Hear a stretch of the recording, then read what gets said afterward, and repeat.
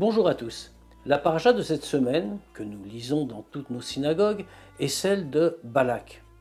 Où en sommes-nous dans le récit de la Torah? Bien, les Juifs se présentent maintenant à proximité de la terre d'Israël. Ils vont bientôt y entrer, mais ils doivent traverser un territoire.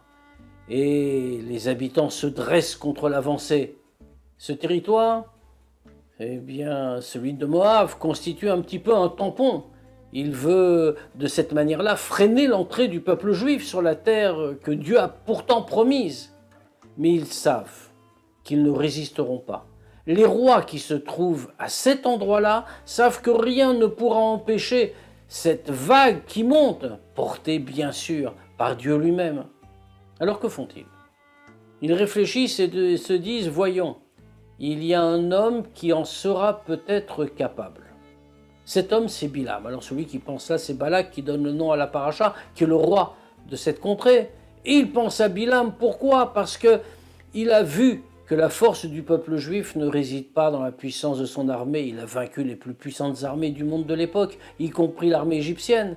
Mais il sait aussi que son pouvoir tient dans la parole, dans la manière de dire, d'appeler Dieu à l'aide. Alors, dit-il, prenons un homme qui lui aussi tient sa force de sa parole. Cet homme, ce sera un prophète, à qui Dieu parle. Il s'appelle Bilam.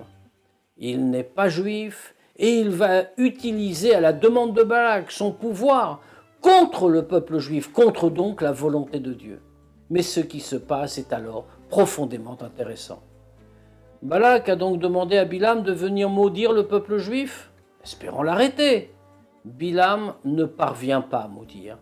Malgré tous ses efforts, Dieu lui retire les mots de la bouche et met à la place des mots de bénédiction, des annonces prophétiques, des descriptions profondes. C'est l'une d'entre elles que nous allons suivre aujourd'hui. Bilam dit en effet, parlant du peuple juif, « Merosh tsurim arenu mikvaot ashurenu » du haut des rochers, je le vois, et des hauteurs, je le contemple. Le Midrash reprend ces deux expressions. Et il dit, qu'est-ce que cela signifie?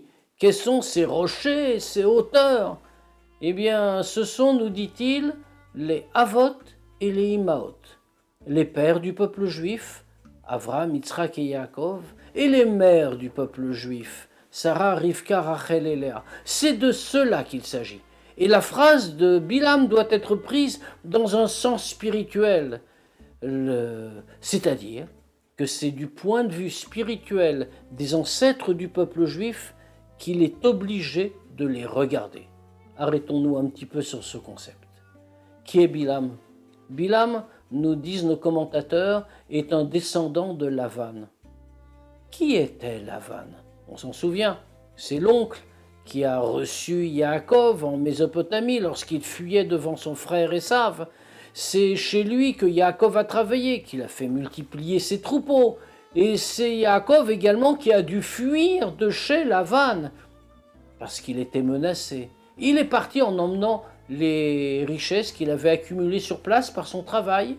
Lavan l'a poursuivi, a voulu lui faire du mal, Dieu l'en a empêché.